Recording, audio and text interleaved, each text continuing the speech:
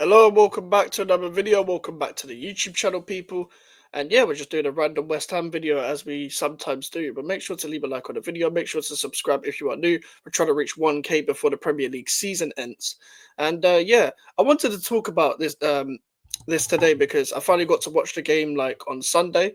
So in between the Tottenham Manchester United game ending and going on early doors football TV. Shout out to Tony. I got to catch the game.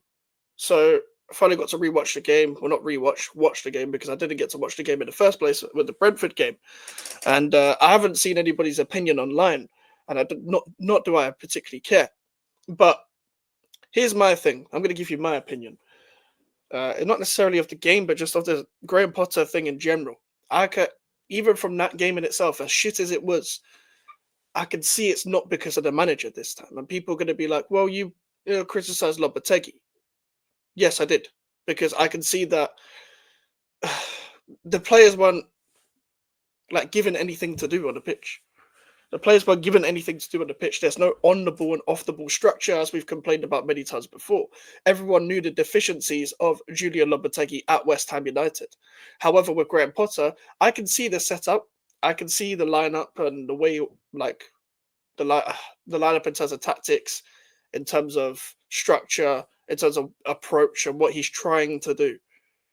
And to have this when you have no preseason and you're coming in the middle of the season, in the middle of a January transfer window, or at the start of a January transfer window, however you want to call it, I'm impressed with the fact that he's at least got that outline of what he's trying to do. Now, I'm looking at the players because if I can see that this is a good way to open up teams, etc., and I can see that this structure can take us going forward if we had better players or, some players actually fucking fixed up, then I'm going to criticize the players more, the guys who are out there on the pitch. Now, I've said millions and millions of times before on other people's channels and on my channel as well, and I'll probably say on Lewis's channel as well, every midfielder that we have needs to be upgraded on because of the physicality and the technical ability, and you're still seeing that in deeper areas. Now, whether we need to move Lucas Paquetá there a bit deeper so we can create from a bit deeper, I don't know. I do kind of trust him there, but I don't kind of trust him there at the same time. The only reason why I say that is because you can't dumb down Paquetá's game because he is who he is. However, if I was to put him deeper, I would hope he'd be a bit more disciplined in terms of his passing, and he's not trying no weird shit.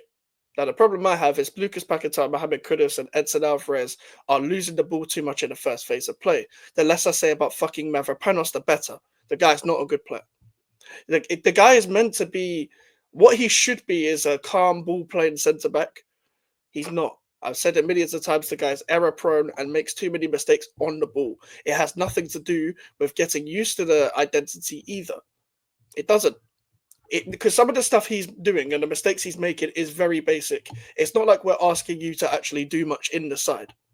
We're not asking our centre backs to break the lines. We're asking our deeper midfielders to do that. It's different from a Ruben Amorim. Like, everyone sets out in a 3-2-5 anyway, but some is more reliant on the centre backs breaking the lines, like how a Ruben Amorim's team at Sporting was, rather than Manchester United because their defenders are fucking useless.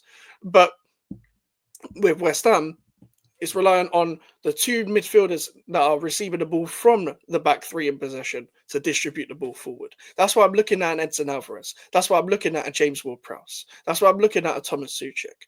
I'm looking at everyone that's going to play there. But none of them can progress the ball forward. I don't think Souček has been bad since Potter's come in. I think he's actually been quite good. And I think he did warrant being taken off in the first half in that game, but I've seen him perform a lot worse. What I liked about Graham Potter is the fact that he can see his own deficiencies in his own lineup and he's willing to take off players quite early. Now, what I want him to do now is learn from his mistake and actually go with that similar lineup going forward. And what I mean by that is, for example, if you take a player off because they perform bad and then you put a substitute on, but the player you've taken off for underperforming, you then play them for the exact same amount of minutes in the next game, that's a problem. That's a problem I had with the previous manager. If you guys remember, when it was the Fulham game where we drew 1-1, Souček and Antonio had a howler. You played Souček as a second striker, we'll play long ball football. They both had a howler, couldn't stick with the ball anyway, and they couldn't bring the ball down. Not that we were set out to, in all fairness to them too. They came off, and then neither of them started against Chelsea, cool, but then because we had one bad game against Chelsea because of his setup again, they came back straight into the starting lineup, and Souček was the first sub to come on when Rodriguez had a stinker, even though about 5 or 6 players in that Chelsea game had a stinker, and there was no point scapegoating one. It's fucking ridiculous. Now, what I like about Graham Potter is that 3 subs, Soler had to come off, Souček had to come off, and I can't remember who else came off. Emerson. I don't know whether necessarily Emerson had a howler, but I just think it just wasn't as effective. It's not like we went down the left hand side a lot in that first half anyway. Now, what I did see in the second half was Kudus on a wide left and Skulls tucking into the back three and him being the overlapping centre back in that sense in possession. I don't like the way he's set out in that sense, where I think Skulls can play that position, but you can't play that with Kudus on the wide left. Skulls it can play centre back, he can play midfield, he can play wing back, he can play winger. Like he can play quite a lot of positions in wide and central areas because of how technically gifted he actually is and how technically sound he can adapt. He's quite adaptable in terms of positional play, in terms of being on the pitch. However, when Mohamed Kudus out on the touchline on the left, as much as he hasn't been good on the right, putting him on the left isn't going to make him any better because it's not like it takes any away from his already existing deficiencies that he's already been showing throughout the positions he's been playing naturally. So putting him on the left isn't really going to work in that sense. I think we should still stick to the Wan-Bissaka tucking into the back three and then him overlapping when the winger has the ball, which you'll notice throughout. Like one of the fullbacks tucks into the back three, one of the fullbacks is a wing back, which I like. But to be fair to Graham Potter, it was quite fluid throughout the second half. But the reason why I'm criticizing the players a lot more instead of the setup is because we are not creating chances. Now we are actually set up to create chances. That's the difference between this manager and the previous manager. We was not set up to do fuck all under Lopetegui, but under Graham Potter, you're actually set up to suffocate teams at times with the press, but create chances and try and pass in between the lines where you can be effective in the final third, etc. Unfortunately, none of the players were doing that, apart from Bowen. And to be fair to Ferguson, didn't think he had a bad cameo. I think he changed it up a bit with some form of presence. I think Paquetá had a better second half as well because he had more freedom. I don't think he's bad in the false nine, but I don't think that's the I guess solution for the time being. I think even you put I don't like Bowen up front either, but I'd rather Bowen up front than Paquetá because he's a runner in behind. But also I'd rather Ferguson there just because of a more of a physical presence. Or put Kudus in the false nine, fuck it. Try it. He only tried it for 45 minutes against Palace. But Kudus needed to come off. That's why I want to see if, for example, if Guilherme was playing where Kudus was for at the start of the second half, where he's playing on the wide left and he's being direct, I think we get a lot more out of him because Guilherme seems to be quite natural on both sides. So I quite like that. And we are missing a bit of pace other than Jared Bowen. So it's probably the worst game to throw these players kind of in, but Skulls and Guilherme and those kind of players need to start. I thought Ward-Prowse actually had a good cameo.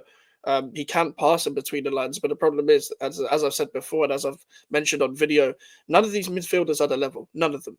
I'm not singling out any single midfielder, but none of them are the answer. It's not like we have much choice throughout the rest of the season, but none of them are the answer, in my opinion, especially the deeper midfielders. But I think with Todibo hopefully being eased back, Ferguson playing up front. I'm not saying he's the savior. Everyone knows my opinion on Ferguson.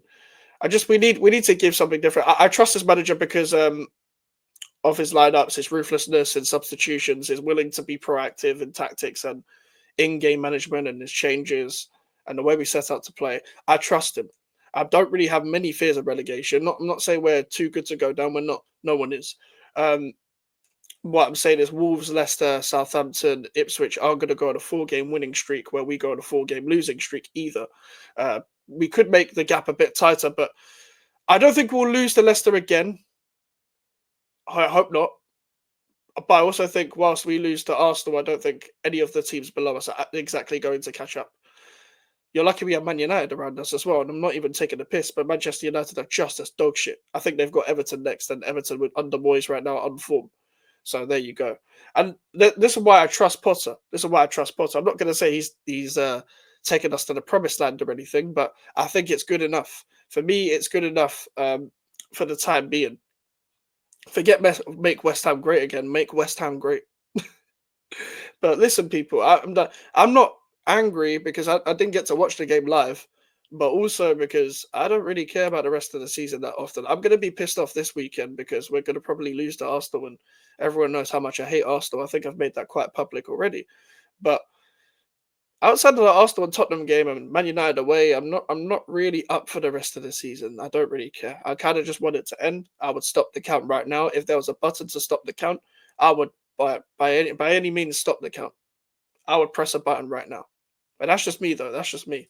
Make sure to leave a like on the video. Make sure to subscribe if you are new. We're trying to reach 1K. So if you're not subscribed already, please subscribe. We're nearly on 800 as well. We're trying to hit 800 this month. We'll have streams and videos throughout the week as well.